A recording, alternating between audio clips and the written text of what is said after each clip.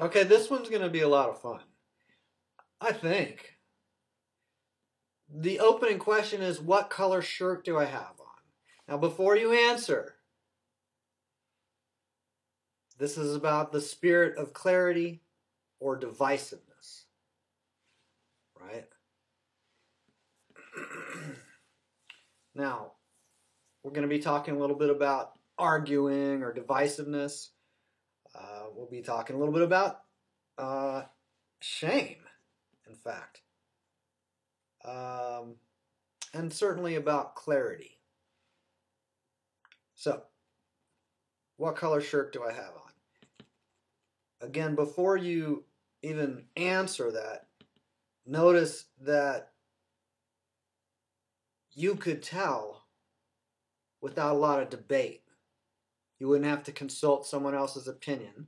If you're familiar with, if you're not colorblind and you can see colors and you're familiar with colors, and I ask you what color shirt do you have on, it wouldn't take long to find out. If you didn't remember already, you could check and you would know. And if I were to say, are you absolutely sure what color shirt I have on or what color shirt you have on? It would be a little odd, right? Would you argue about what color shirt I have on? Now with like a little kid, if you could imagine, that would be a great game. What color shirt do I have on? They say red. I say, no, cardinal red. Oh, cardinal, that was going to be my next guess. Or whatever, right? So would you argue, like, not just playfully, but would you argue with divisiveness and animosity about which color my shirt is? Even if it was important to you. Even if it was, you have to kind of imagine that the color shirt is important. But if you were really clear what color something was, even if that was really important to you, you wouldn't argue over it. You'd be really clear what it is. You wouldn't be going to other people for their opinions and saying, do you think it's red too?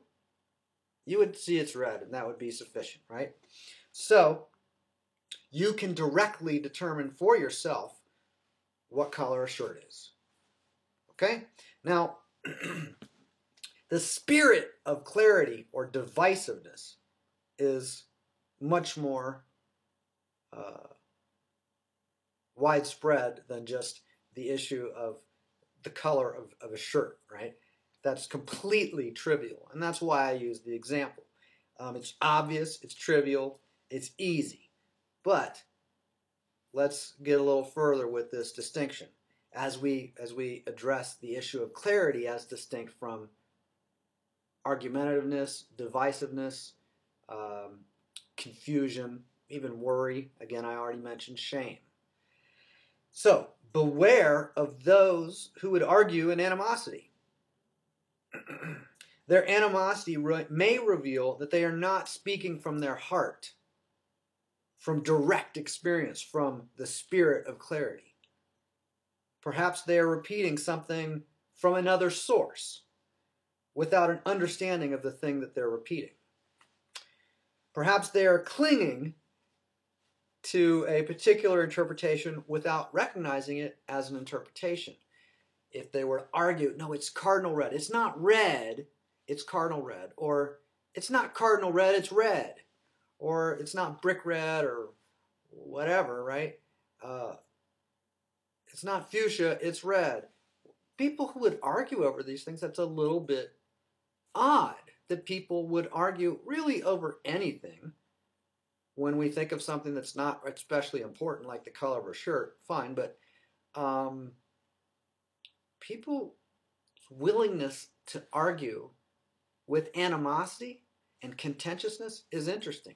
If a couple, like a married couple, or boyfriend and girlfriend, whatever, if they're arguing over something, that reveals something about the two people and the subject matter and the dynamic that they're partnering together to create and maintain.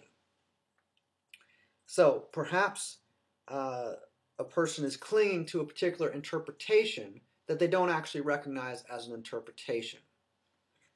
Like not only is it a red shirt, but it's too red. It's not blue enough. It's too red. It should be green. It's whatever, right? And those are all distinct from the actual color of the shirt.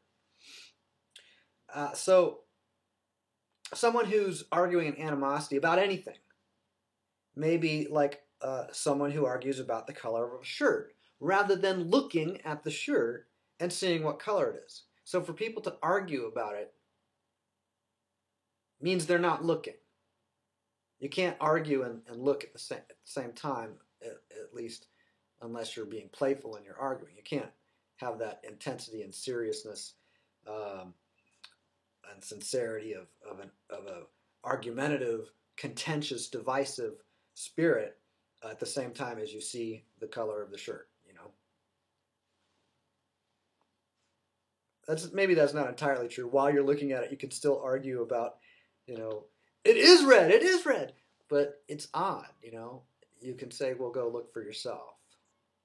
And if someone, doesn't see that it's red, then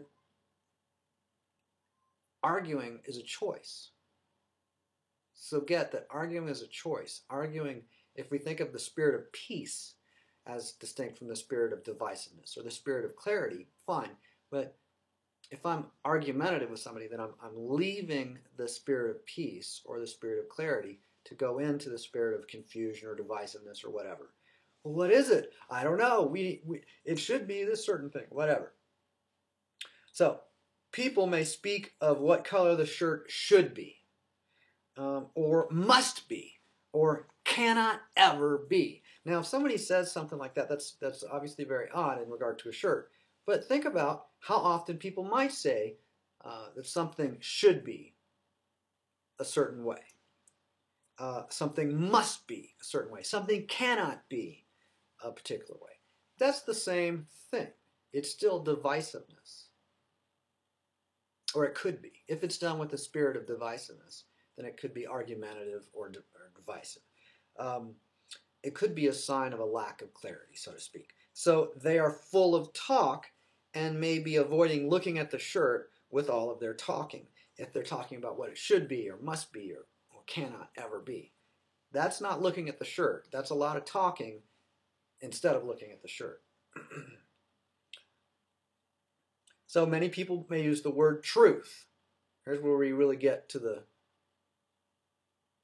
more important topics than the color of my shirt. I know that's quite important, but even more important than that, many people may use the word truth, but do they even know what truth means? Oddly enough, they may not know what truth means or what its meaning is in a particular usage. Truth is not just the word true, as in accurate, but the word truth, as in the actuality distinct from the label. The shirt is whatever color it is. Somebody can call it rat, which is like the word red in some foreign language, maybe, I think. They could say it's cardinal red. Rosa, I think, is the word for red in another foreign language. I'm not up on my foreign language words for red. I just know English, sorry. But people could argue over, is it the Greek word for red, or is it the English word for red, or is it the Spanish word for red? Well, those all are categorical labels in language that describe the same color. So the particular word used is distinct from the shirt and its color. So people may not get that truth is not referring to labels in language. Truth's referring to some actuality, distinct from labels in language, whether that's English or Greek or Spanish or whatever. Some may repeat the word truth, like a little child mimicking a sound. Truth, truth, truth. But it could be like copying a foreign language to them. They might have no familiarity with the word. Veracitas or veritas. I think that's Latin. If you know the word veritas and you repeat it, you know how it sounds, and you maybe know how to spell it, and you can repeat it. That doesn't mean you know what it means. It happens to mean, as far as I know, truth. But making the sound, being able to spell it, Being familiar with the word isn't the same as knowing the word, and certainly isn't the same as knowing the word in a particular context, in a particular passage or sentence or paragraph in which it's used. So if you think you know how that word is used just because you know the word, that doesn't mean you know how it's used in every case that it's ever been used or in any particular case that it's been used. There's a little bit more to it, right? So some may repeat the word truth or veritas like a child mimicking a sound without any comprehension of what the sound symbolizes. Like they were copying a foreign language. They don't claim to know what it means. They just know how it sounds. It could be like singing a song of a bunch of sounds, veritas, truth, that might as well be nonsense. Someone who doesn't, who's not really familiar with those words in that language, it's not that meaningful to them. So they may use a word, but listen to how they use it. Listen to how people use a word like truth. And in listening to how they use it, it may be obvious whether they know what it means or not, whether they're clear about it or they're using it from a spirit of divisiveness and they have no clarity in regard to truth as distinct from labels and language. Meaning actuality as distinct from labels and language. And we could use the word actuality instead of veritas or instead of truth. That's fine. Now, why would someone argue? Is that a sign of clarity and confidence, or of a sign of ignorance and defensiveness and presumptiveness? From ignorance, one may seek to communicate with others with an attraction to an identifying an expert. I don't know, so I'm looking to identify an expert. From ignorance, one may seek to communicate with others with an attraction to identifying an expert who knows from direct experience. Expert, experience, those words are related. An expert who neither argues nor validates a particular interpretation as the only valid interpretation. Or he may validate it as an interpretation, or she, but not as the only true one right interpretation. There's no true interpretation because interpretation and truth are not overlapping categories. The interpretation of this is a rosa-colored shirt or a red-colored shirt. That's not the truth. That's just a label, right? Similarly, any interpretation in language is not the truth. It's an interpretation in language. So someone who is coming from ignorance may seek to identify someone who's an expert, who has direct experience and is not concerned with a particular set of words as being the ones that have some kind of unique, exclusive monopoly on the absolute truth, the only way to refer to something, the only model that's ever valid. So a label is not the thing that is being labeled, right? An interpretation cannot be the absolute truth. Words are all interpretations, so words are not the absolute truth. The color of the shirt, if you can see it, it's not a word. You then label that color with a word, but different languages would use different words to label it, different sounds, rosa, rose, rot, and so on. So those who are anxious about words may have been anxious like they might argue about it or worry about it. Those who are anxious about words have been hypnotized by words and prefer words about truth over truth itself. At least that's possible. People might actually prefer words about truth over truth. They might rather talk about it, avoid looking at the truth and facing the truth in order to talk about it and argue about it. And let's go consult an expert. That could be a way of avoiding. But that's also a normal normal response, right? If I don't know and I want to know something and I recognize that I don't know it, then I go and ask an expert or ask somebody who claims to be an expert and I see if that works. If their information resonates for me and is relevant and I apply it and it seems to be a fit. But I wouldn't probably ask somebody what color shirt is that. I would just determine it myself. So, we have this kind of these contrast. So, some people are perhaps more interested in talking about truth than in actually looking at truth directly. They may be very interested in words rather than in the truth. So, such people may defend ignorance with argumentativeness and accusations. Not only is that shirt cardinal red, but anyone who doesn't see that it's cardinal red and says it's rosa or rot must be an idiot. That's getting into the realm of accusation. So one may defend ignorance with argumentativeness, accusation, shaming. But does the one who knows what color a shirt is have any distress about the issue? Any contempt for other people who don't agree? Any anxiety about, are people going to agree with me or are they going to argue with me? There's just no concern. If I know what color a shirt is and I'm very confident in that knowledge, that direct knowledge, then I'm not really concerned, are people going to argue or not? Are people going to agree with me already or not? Am I going to be able to convince them of it or not? Well, I know what color shirt it is. I'm not really interested in convincing someone if they're,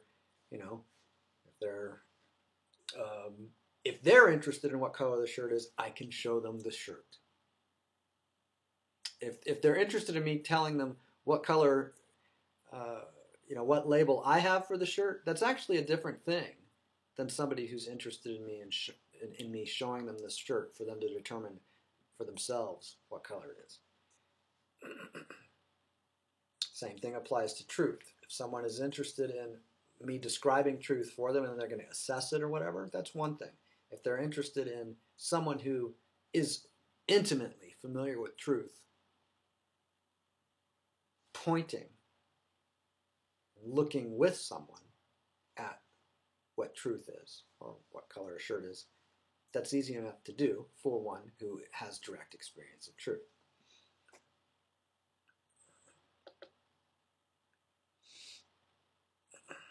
So why would someone prefer words about truth over truth itself? Could they fear that they would be ashamed if they were to confront truth?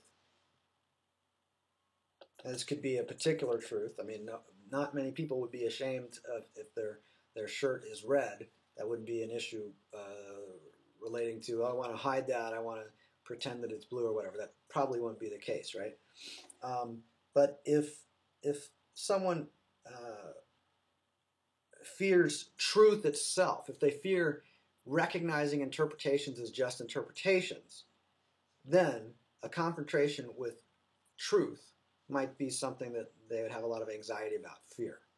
So they may argue about words as a way of hiding from their shame, from their self-condemnation, from the judgment that they should not be however they are, which is, of course, just an interpretation. But if they don't recognize that interpretation as just an interpretation, then we might predict animosity, divisiveness, argumentativeness, shaming, accusation, these kinds of things. They're not. That's a person who's identified with an interpretation, not with the truth from direct experience. So, if they fear many labels, then they may cling to a particular label. If they fear the absence of labels, they may cling to some label, whatever the first label that comes up, and then worship it. That is idolatry. That's very common. but it is idolatry, focusing on a particular label or a particular interpretation as a potentially as a barrier to other interpretations, as a barrier to the direct experience of the truth. Now, again, this is a normal developmental stage. You have this first element of exploration and bridging into language, and people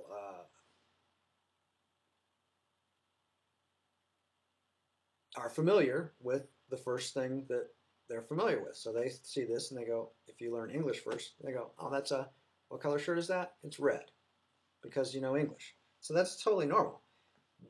But to say, well, it's not rosa, it's not rat, it's red, that reveals that they don't understand the distinction of different foreign languages, different languages that all can have different labels for the same color. Or different languages could have different words for the same absolute truth. Or the same language could have a few different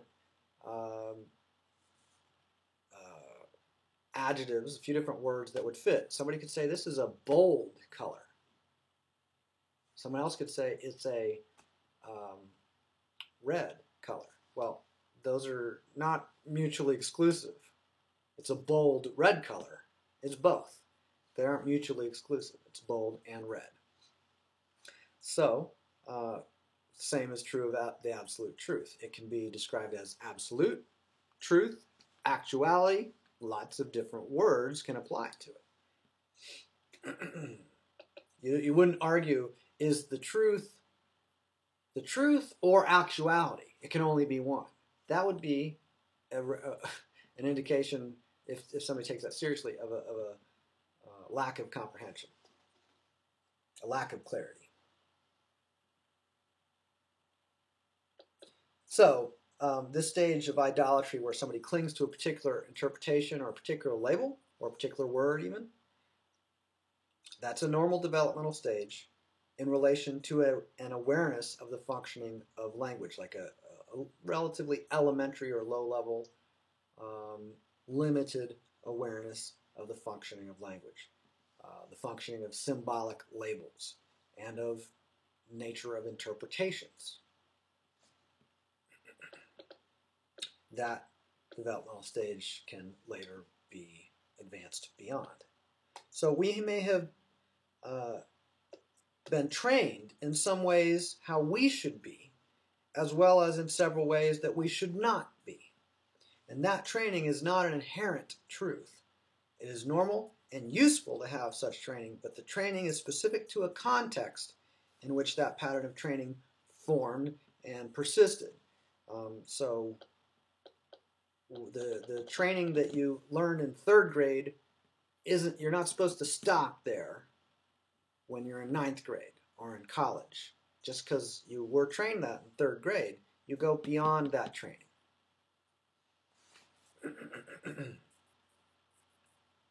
So we may have been trained in language about how we should be and how we should not be. Some may argue about the language of what should be or should not be, or how people should be or how people should not be.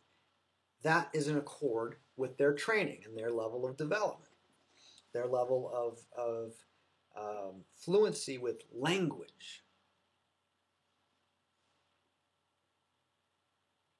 So others may actively seek the opinions of others about what should be or should not be. That is another developmental stage. That's the stage of experimenting with new ways of thinking and speaking. Soon, one may actively seek the opinions of others about how one should be, how people should be, or how people should not be, such as myself. That is the stage of exploring alternatives to any original training about how one should be or should not be. And when one originally is receiving training about how one should be or what should not be, that's normally at a very early stage of life, right? So a small child doesn't question the authority of someone who tells them, here's how you should be. They don't the child doesn't think, well, what context does this apply in? So if they're taught a certain way at school and a certain way at home, those ways don't tend to be so, you know, um, clear as that it could be very different. When you're at school, here's some behaviors, and when you're at home, here's some behaviors to follow. At a young age, there's just the right way and the behaviors to follow. You don't have so much distinction as, well, when you're at the library, here's the right voice to have. And when you're at the park, you can be really loud. So there are some different contrasting rules of how people should be that fit different contexts. But some of these rules that people learn, they think are universal. When I'm at the library, when I'm in my home in private, when I'm at school, and for all time, no matter where I travel, no matter what circumstances, here's some words never to use, or always say please, and or whatever, right? They're just some rules that are, those are the rules, and you know that's how people should be, not just an individual person, but all people. And again, this gets to be kind of ridiculous and nonsensical, but that's how people may have been trained, right? That's a developmental stage where then they then go out, we then go out and encounter reality, and other people are not using those same um, guidelines and those same rules. So people aren't doing what we say they should do. And how do we interact with that? Do we argue with it? Are we divisive and have animosity towards them? Are we ashamed and afraid that, you know, they're doing something different from how we expected it is going to be a threat to us in some fundamental way? Is it actually frightening to us? Or are we developed to a point where we're not frightened by other people, calling this shirt rosa rather than red? I don't know why that would be frightening, but again, people get frightened sometimes by things that are contrary to their expectations about how things should be, or must be, or cannot ever be. Well, I thought you can't ever have the sun come up in the west. So if the sun comes up in the west, then somebody could be shocked and surprised and start to, really have a lot of other questions arise. This is really confusing. It's not just surprising. I didn't just not expect it. I specifically was told this would not happen like this, and here it is. Right? Something like that probably happens in someone's life at some point where we've been told that's never going to happen, and then something that we were told never is going to happen does happen.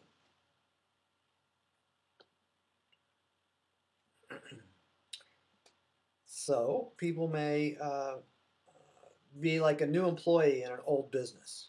So when you're a new employee at an old business that's been around for a while and you're brand new, it's normal and functional to ask about what should be and what should not be. Like what are the rules here? What's normal here? What's rewarded? What's punished? What are the guidelines? And it would even be normal and functional to ask about how I should be and how I should not be if I'm an employee. What's my position? Well, when I'm on that position, interacting with the public, how should I be and how should I not be? Okay, and when I'm in that role where I'm talking to the other business person that's a vendor or that's a client, or what, as distinct from a prospect or somebody who walks in off the street, as a member of our facility or whatever. There's these different rules for how I should be in regard to which category of person, and that's normal for an employee to have those questions about how should I be, what should I expect, what are the regulations for our members of this organization, what are the rules that I enforce, and how do I do that? Those are all completely normal explorations and inquiries, right? And it could change over time. You're working there for 6 months, and then there's a policy change, or there's a new owner, or there's a development where you just in the moment realize, you know what, I'm not going to follow the rule that I was taught. I'm going to go beyond my training. Here's a situation where my training doesn't apply. I'm going to try something else. And if one is very clear about that and has a sense of an intuitive sense of a particular response being appropriate, then again, they're not going to defend it. They're not going to argue over it. They're going to say, here were my thoughts. Here's the choice I made. They might explain it, but they wouldn't be defensive about it. So when I say they might defend it, I mean if somebody asked them, they might explain it. You might say that's defending, but it wouldn't be defensive or argumentative or accusative necessarily, right?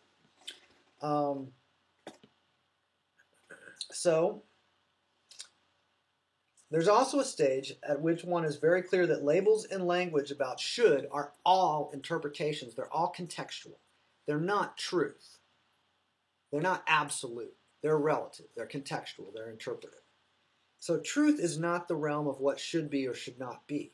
If something should or should not be, that's not truth. Truth is. Truth is what is. What should be or what should not be is a matter of training, but what is truth. Truth is the realm of what is. Recall that there's a very simple answer as to the color of a shirt. Recall that there's a very simple process as to determining its color. Okay, I look, I see, that's the color of my shirt. There it is. It's red. Okay, done. It's very simple. Further, notice that there could be a very simple answer as to what I am. Not what I should be, or how I should be, or how I should not be, but what I am. It's actually very simple.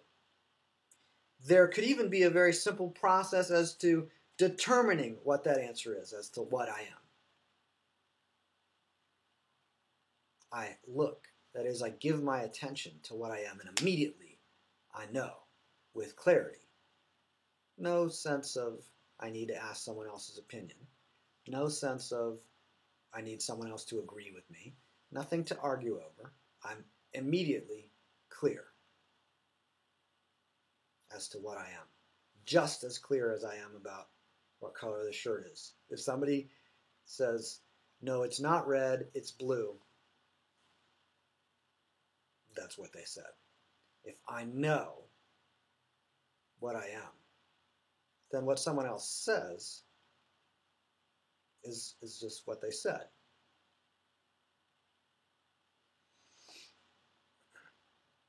One who knows the answer, from the color of a shirt to the answer as to what I am, one who knows the answer may not be so interested in words about it. Arguing about it might not interest them at all. Other people's interpretations might be, to that one, just the business of those other people. What they say is what they said. Their interpretations are their interpretations. What they said should be, that's what they said should be. So, what would be the fruits or signs of such a clarity? Obviously, clarity itself is a quality, but are there any other signs or fruits of such a clarity, such a spirit of clarity? Playfulness, ease. Playfulness, I'm going to go with. It might be one. Here's another one. It might be enough to say that in the presence of that clarity, there's no shaming.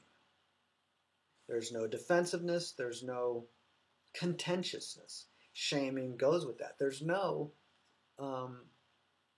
issue of what should be, which is where shaming comes in. What should be, what should not be. Those are things people can argue about. They could fight about. But the truth, for one who is clear in the truth, is not an issue to fight about or argue about, or even to consult other people for their opinions to confirm that their opinions agree with my own, because opinions and interpretations involve words. The one who knows isn't concerned if you call this shirt red or bold. Not an issue. They know what color it is.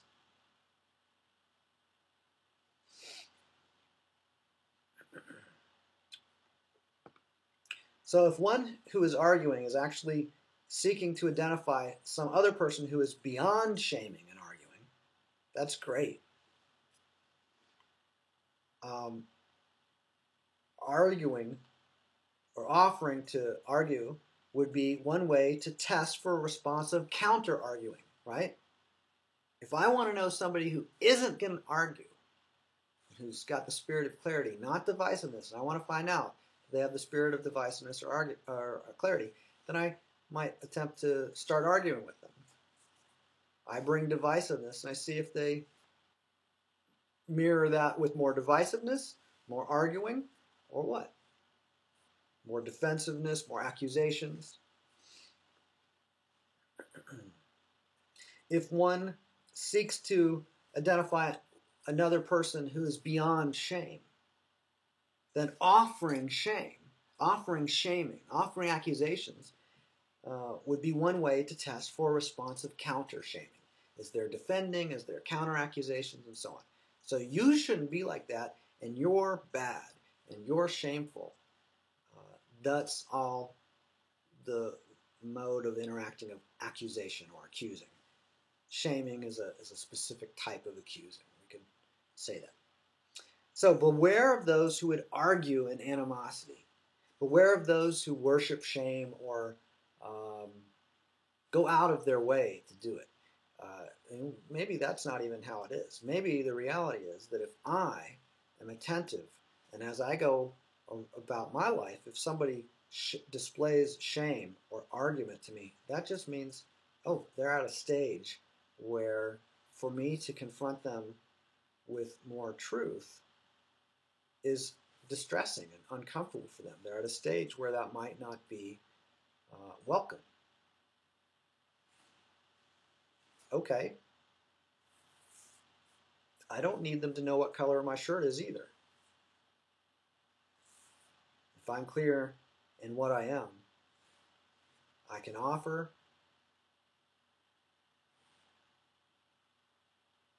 clarity. And it's an offer. If someone doesn't welcome it, that's okay. They might welcome it later. They might say, I didn't want it at the time, but then I thought about it a little more, and now I'm interested in that. So do not try to change the color of someone else's shirt before you know how to determine the color of your own shirt. Like, don't try and pick the speck out of someone else's eye before you remove the beam from your own eye. That's a saying or proverb from the New Testament of Christianity. Do not try to persuade others about truth until direct experience is present of what you are. Not as a label in language, but as an actuality, in truth, in spirit, not just in labels in language, not just interpretations and symbols and so forth. And as far as, even how I just read that out loud, how I said that, do not try to persuade others about truth. Well, again, just a minute ago, I was saying you can offer from truth and from a spirit of clarity. Persuading others, that's a different issue, really. So you can share.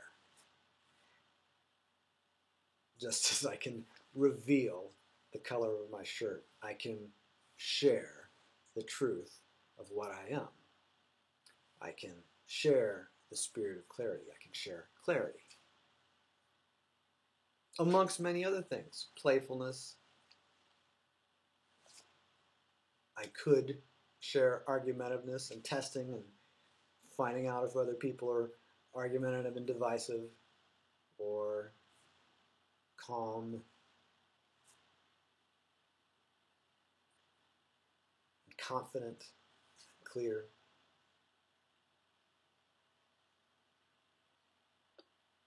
So it doesn't matter what color my shirt is.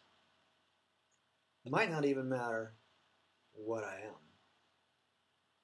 But when I'm absolutely clear from direct experience about something, whether that's what I am or the color of my shirt, it's much less likely that I would be argumentative or divisive in my way of interacting with other people. Much less likely that I would be anxious.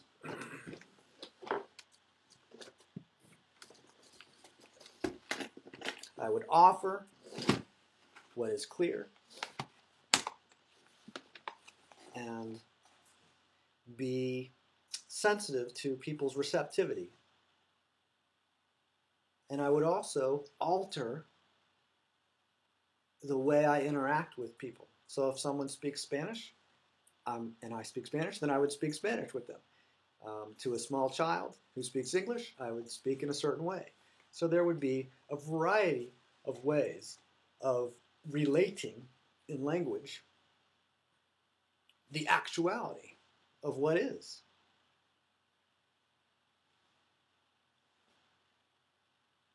None of those various ways would be the best one. It's not that the English word for the color of red is better than some other languages, rosa or rot. Those are all equally valid labels in language. And even bold, it's a bold shirt, totally fine.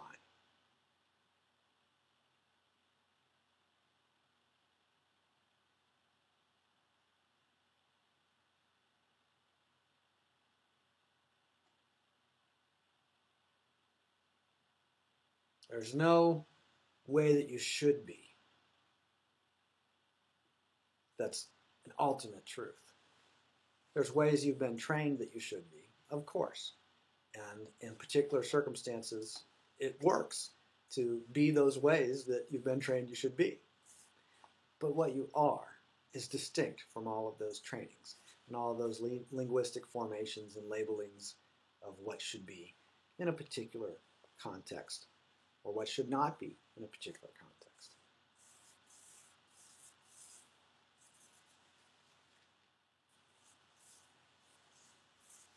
Now, if anybody wants to argue with that, fine.